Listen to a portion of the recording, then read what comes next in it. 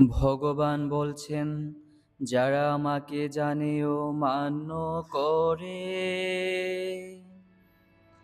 তারা সবাই তো সিয়নের সন্তান।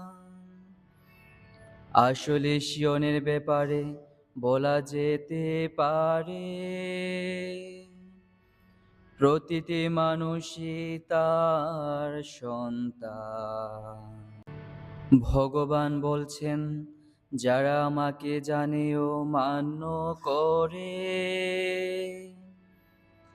তারা সবাই তো সিয়নের সন্তান।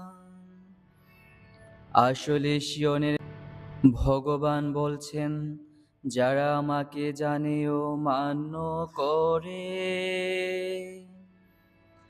তারা সবাই তো সিয়নের সন্তান।